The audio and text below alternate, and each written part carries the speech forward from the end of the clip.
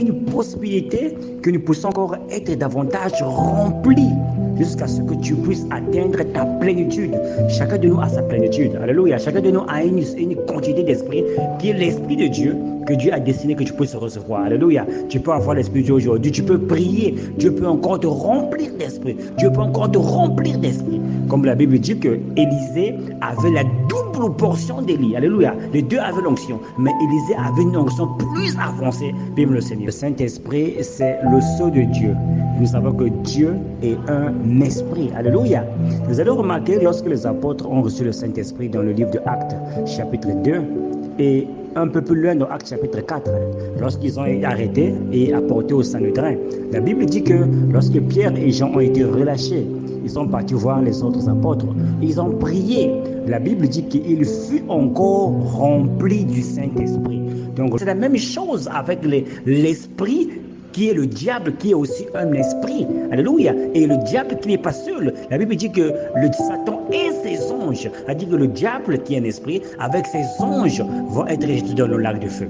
Maintenant, lorsque l'esprit qui est l'ennemi s'attaque à l'être humain, il s'attaque à l'esprit de l'être humain. Et il influence l'esprit de l'être humain et la nature se manifeste par les comportements que nous affichons. Pendant le bouillonnement, Dieu veut que le chrétien puisse s'appauvrir spirituellement avec tous ces esprits négatifs, avec toutes ces entités qui influencent ta vie, qui t'amènent au mensonge, qui t'amènent à la colère, qui t'amènent à la masturbation, qui t'amènent à l'adultère, qui t'amènent à la fornication. Tout cela est en toi. Et nous avons le cas de Marie, Marie ou Martha, je ne me trompe pas, qui avait 7 démons. Et lorsque Jésus a prié pour elle, tous ces esprits sont sortis. Elle est venue s'agir, elle est venue servir.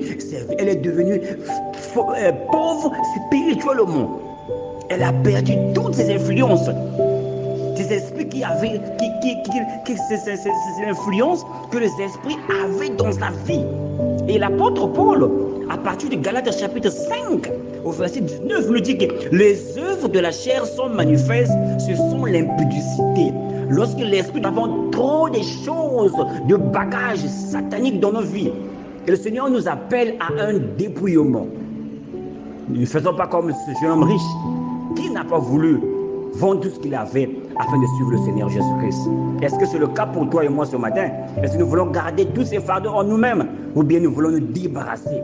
Est-ce que tu ne peux pas te dépasser par toi-même? Tu peux prier au Seigneur de t'aider. Tu peux aller voir ton pasteur t'aider. Parce que ton objectif, c'est de rencontrer le ciel. C'est de pouvoir rentrer dans le royaume.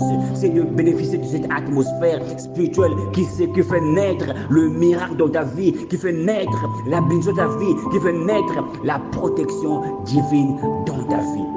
Lorsque David a commencé à être riche spirituellement, en acceptant le meurtre, en acceptant le mensonge et en couchant avec la femme de l'autre, bien aimé, il a été déconnecté du royaume ciel et le malheur est rentré dans sa vie. Dieu nous appelle à un dépouillement.